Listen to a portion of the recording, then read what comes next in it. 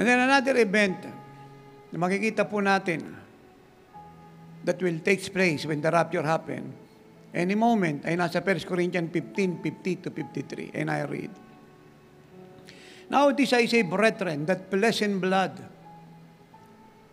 cannot inherit the kingdom of God, nor does corruption inherit incorruption." Verse 51, "Behold, I tell you a mystery.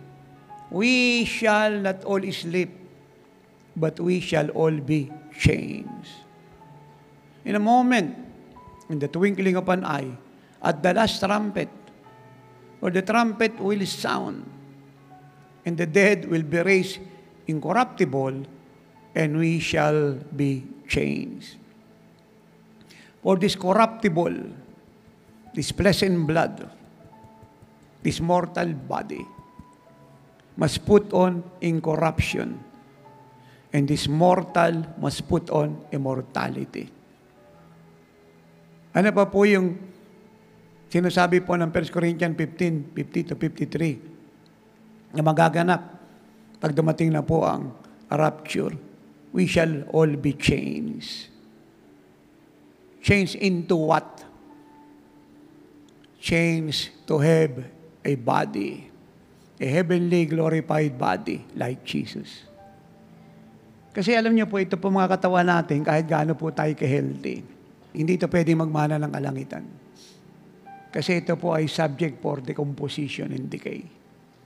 At yan ang sinasabi ng salitang flesh and blood cannot inherit the kingdom of God.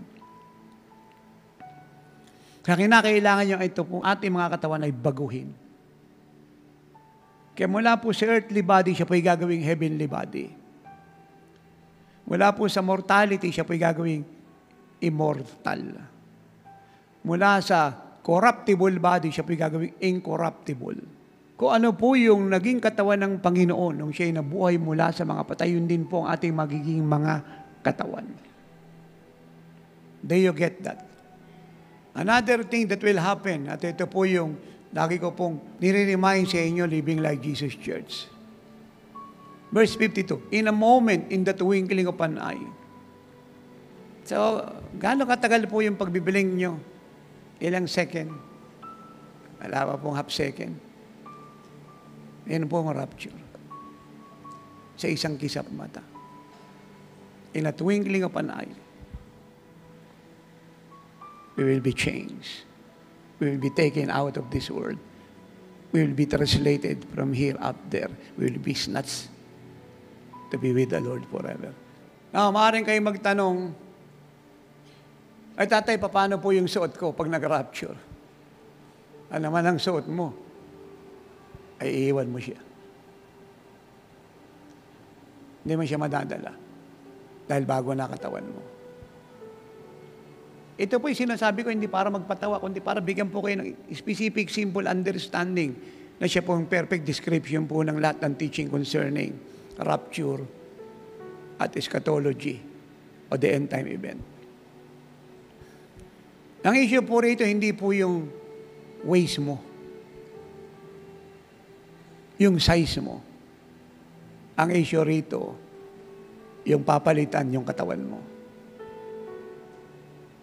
Do you get that? Maliwanag po ba yun?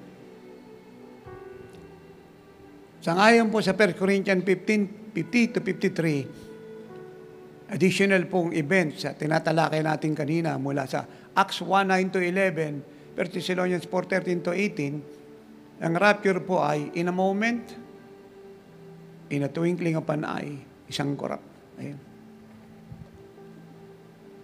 One blink. Na po tayo rito.